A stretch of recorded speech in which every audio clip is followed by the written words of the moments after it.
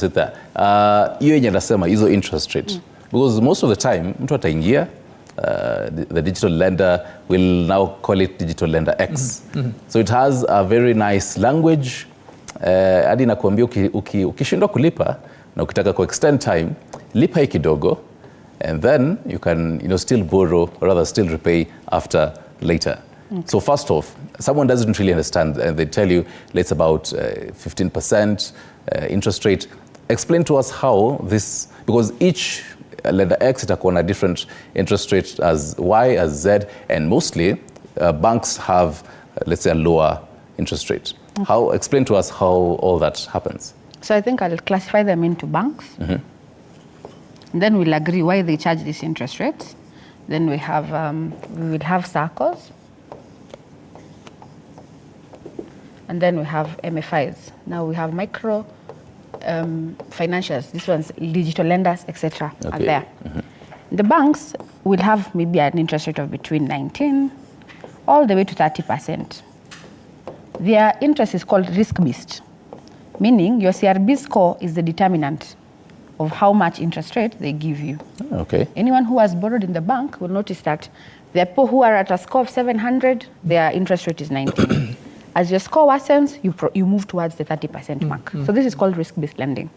Remember, with the bank, you need to have a source of income that they know. So you need to be employed or you are in business. And you have banked with them maybe a minimum of, I see some 2 months if you're employed. You have to have had your salary go through the bank for a minimum of 2 months.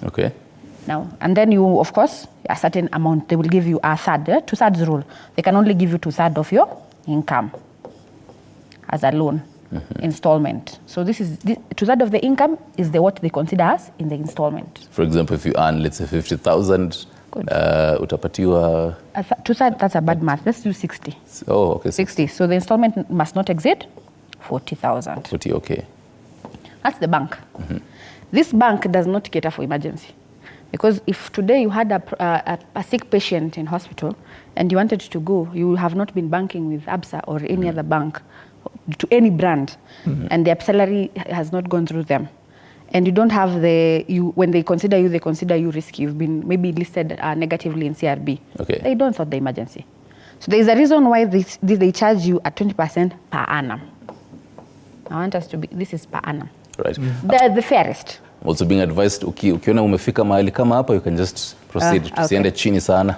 Yes. So we have Saccos. For Saccos, the premise is that you need to have saved with them.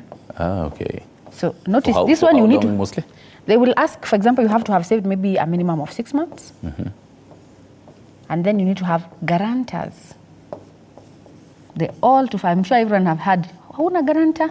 Ni guarantee loan. Ule kuku. Good. And then they give very good interest rates. I think some do between 1% to 2% per month. Right. So you can see this would be the ideal. We are number one, we are considering you have a very good CRB score. So CRB here is a factor. And now I believe, because your CRB is only a bit, and you just started to explain here how those credit scores look like. And then now saving. For Saccos, you need to have been saving. Then you need to have guarantors. So if you had an emergency today, the Sacco cannot be able to give you the money. So why do people go to the digital lenders? It's because they have either emergencies. So you have somebody sick, you are anticipating some money did not come, that's why they give you.